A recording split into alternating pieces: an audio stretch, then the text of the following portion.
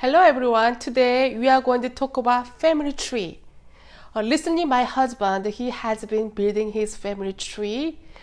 Every day he was researching because he liked to know where he does it come from. So let's get into it. Let's go. Okay, why do you want to search this family tree? My family doesn't know a lot about its ancestry. We had a lot of stories growing up about our families coming over from Germany in the 1870s or the late 1800s, but we didn't know anything about the family. So we just knew maybe, my great-grandparents, a little bit about them, but nothing beyond that. So I know that a lot of family information is online nowadays. There's a lot of people that are building family trees, and I just sort of wanted to look out there and see if anything about my family existed. Where did you get this information? Well, let me show you how to do this, what I've done. So my favorite website is called Wikitree. Wikitree is, the term wiki means that everybody can contribute. So a family tree is, individuals and their parents and their parents and their parents. So it goes exponentially large, like an upside down pyramid. And on Wikitree, every single person has a web page. And on that web page, so I'll show you my grandmother's web page. So on that web page, you can add photos, you can add where they're born, their full name, the daughter of, so who her parents were, who her siblings were, brothers and sisters, where she died and where she was buried. And then you have to add, on this Wikitree, you have to add the sources to justify or to show that this information is accurate. So you put your sources at the bottom. Now what I really like about Wikitree is that other people can change, anybody can change anybody else's page. But if they change it or if they edit it, they have to put the source that shows that their information is more accurate. So I think the mission of Wikitree, what they say they're trying to do, is to create one global family tree, show how everybody in the world is connected. So of course, they'll probably never be able to do that, but it's amazing what you can go through and how big you can build your family tree. And it also, as you build your family tree, it'll show a connection. It'll show an individual that's probably already has a web page that somebody else created. So your ancestor might also be this person's ancestor, and it shows you how you should connect those trees. And then when you do that, then your family tree just keeps getting bigger and bigger because all the work that you've done and all the work that the other person has done is suddenly connected in one giant family tree. So I'll show you here how you can navigate through the family tree. So here's just a little image of my family tree. Here's me and my parents and my grandparents. But you can go through and it shows you, so me, my parents, my grandparents, and then all the ancestors down from there. And you can click. So from Agnes Lees, her mother was Rosa Nillis, and her mother was Catherine Simon. So if I click on Catherine Simon, I can see her page, and I can view her tree, and I can just keep going down the line and finding more and more and more information as it goes farther back in time. Now, I've taken this and I wanted to make it viewable in a different way, because it's with all these names listed here, sometimes you can get confused about where you are in the family tree and who is your actual direct ancestor. So what I've done, I've gone onto this, this is called the brain, and it's just a mind mapping tool that shows connections between words. So my I've created a brain here called the Ancestry. And this is my daughter Adina. If I click her name, it's a little bit slow here, maybe because of my Wi-Fi connection. But so Adina, her parent is me and my wife. And if I click on my name, here are my parents, Letty and Tom. And I'll click on my dad. And then I'll click on my grandmother. And so you can see what I've done is this is my grandmother. Her name was Agnes Cruz, and her maiden name was Lise. And it shows her children. So my father is in blue. And then his sisters are all there in black, meaning they're not direct ancestors of me, but they're related. And so I've just kept on building this. So his grandmother was a part of a family of 9 kids. And I just kept going and going, and I'm continuing to build this out so that I can see how big the family was, and just it's a way to keep clicking through in time and building out a family tree. And then when I get to the end, when I really don't know who the ancestor is, or this is Joseph Simon, I don't know who his father is, so I just put a question mark there. But this organization helps me going back to WikiTree and continuing to build out the family pages. And what's really cool about WikiTree is that because it has a database behind it, it can show you the connections between people, or how many are two people related. So you can find one person and grab their code. Here, this person is Simon3698. I can put, is Simon3698 related to Cruz 3042? And it'll show you if there's a connection yet, and how many connections away. So this program actually prompted and said, interesting things. It said, you are related to Queen Victoria of England by 32 connections. And it doesn't really mean related per se. It's through marriages and through children. So it goes down in time through children, but it might skip over to this person's wife's grandfather. So it's not a DNA bloodline, but there are some connections that it can show you. And so WikiTree is really cool also because on my page it shows how you get little badges for your contributions, right? So you take a pledge to be a volunteer, and then you read the honor code saying that you're going to be truthful in what you put on the web pages. And then if you put, if you create 100 or more edits every month, you become like Club 100 for December, Club 100 for January. You get little badges as you can contribute. So overall, my contributions have been 1,100. And just because I just keep going and going, and it's interesting, I've actually added about 400 or 500 people to my family tree.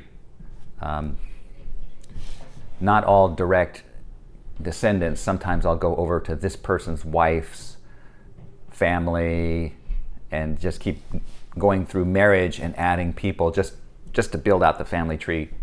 So that's pretty interesting. And the other interesting thing about WikiTree is, as you know, we did the DNA results. And so I took my mom's DNA results and my dad's DNA results, and I've added them into WikiTree. And that means in the tree, as you go back through ancestors, if some other tree has connected to that ancestor, they can say, hey, there is someone in this line who has taken a DNA test. And eventually what they're trying to do is that as people add in their DNA, then that will help also connect all these different family trees, because the DNA can sort of identify, maybe prove or disprove that these people were connected somehow. So Another thing about WikiTree that I think your question is, where do we get this information? How do we know that it's accurate? So let me go back to my tree here. So I'm going to go to my great-grandfather Albert Leese. And as I said, you know, he's got a biography here that we can take from newspaper clippings. There's a photo of him and his wife. And then down on the sources, I've put personal family tree and confirmed with findagrave.com. And well, I didn't put the link here, but let me go to another person in the tree. Let's go to Jacob Roth. So Jacob Roth was born in 1859 in Bickendorf, Germany, and he died in 1946, and he's buried in St. Mark's, Sedgwick County, Kansas. And the sources here say My Heritage page and Find a Grave page.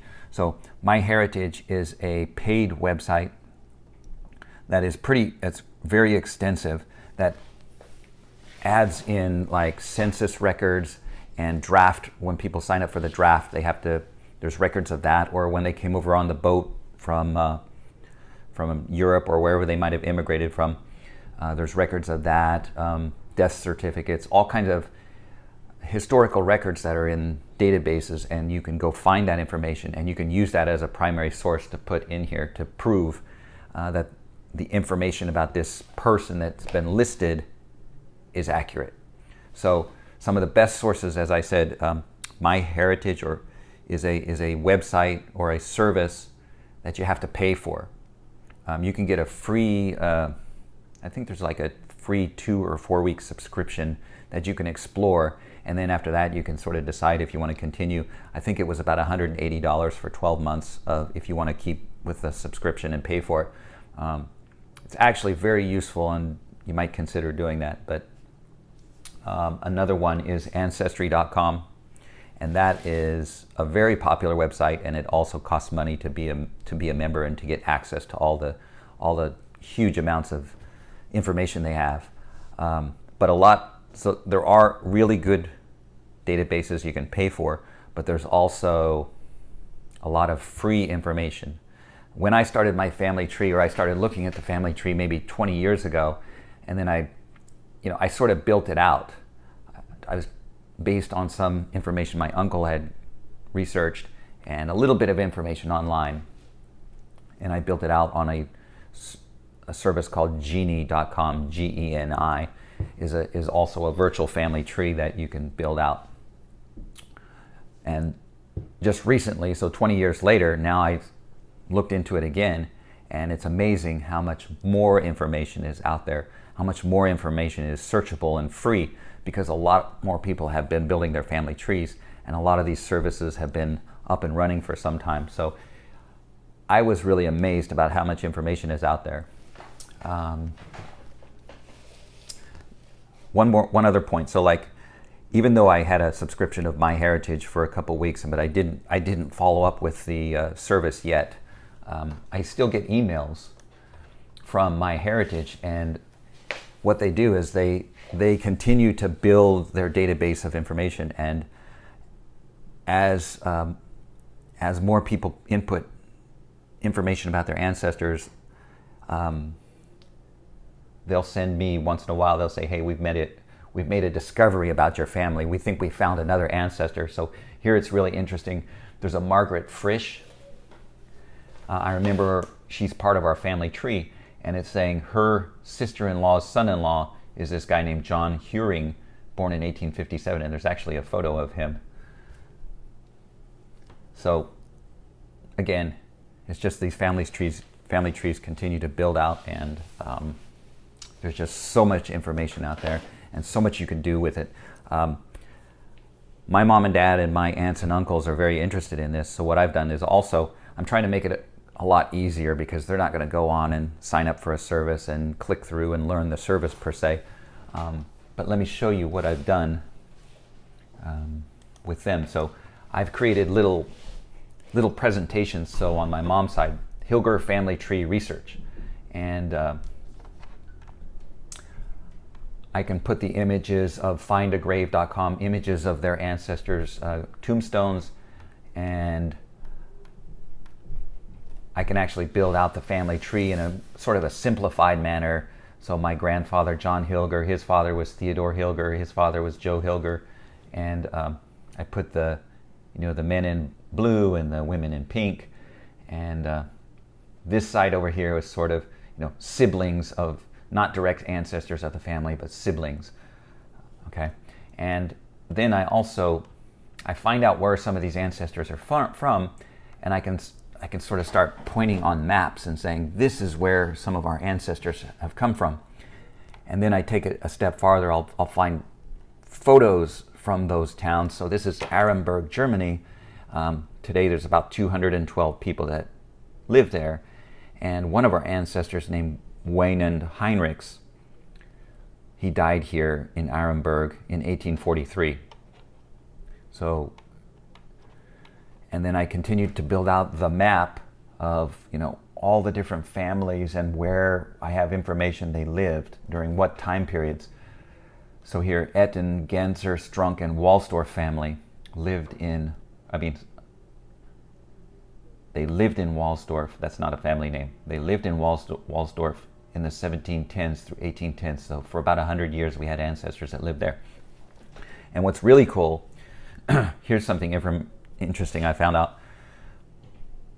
One of my ancestors' last name was Handel, and they lived in Debitstuben. I have information they lived in Debitstuben from the 1750s to the 1770s. So I looked up. I know Handel is also a name of a famous composer, George Friedrich Handel, who composed Handel's Messiah. I said, well, I wonder where he was born and when he was born. It turns out that the composer Handel was born about 30 miles to the northwest in Halle, Germany, about, 1685. So about 70 some years before I know my ancestors were in this area, 30 miles to the northwest, the composer was born about 70 years earlier. So maybe we're related. That's the kind of information that we're trying to find out, is who are our family? Are we related to anybody interesting? But it's really, truly amazing that as you go back in time, it just gets, the growth of the family tree, it doubles every generation. It doubles and it doubles. And so, pretty soon after 10 generations, it's like potentially 2,000 direct mothers and fathers in your family tree. So it's just super hard to track and complete your family tree back 10 generations. First of all, a lot of information about families doesn't exist. We only know about the ancestors who were documented. But it could be just, an endless exercise, or you could put so much time into it and just continue to build out your family tree if you're interested. And that's why I went to the brain, that simple, as I showed you before. Let me go back to the brain.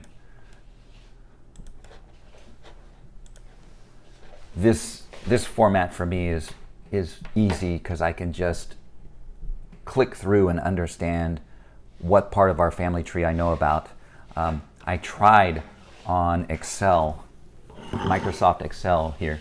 I tried to, from one generation to the next generation, I put names. So like here in yellow, Johannes Schwartz and his wife Barbara Schwartz. Her maiden name was Gimper or Rittenberg. I'm trying to figure out what her maiden name was. And that's one generation. So the parents of this generation are listed over here. But to keep it so I can identify, I've got, yellow, yellow, yellow, yellow.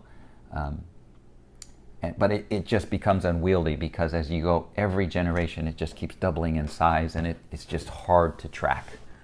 And then I'm taking also, just saying in this generation here, so for instance, this is the 9th generation back. I'm adding the names, the listing of the new names of the marriages.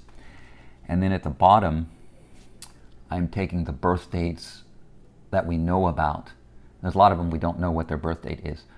But here, 1737, 1742, 1746, and then I'm just running some calculations, and I put it over here on another sheet.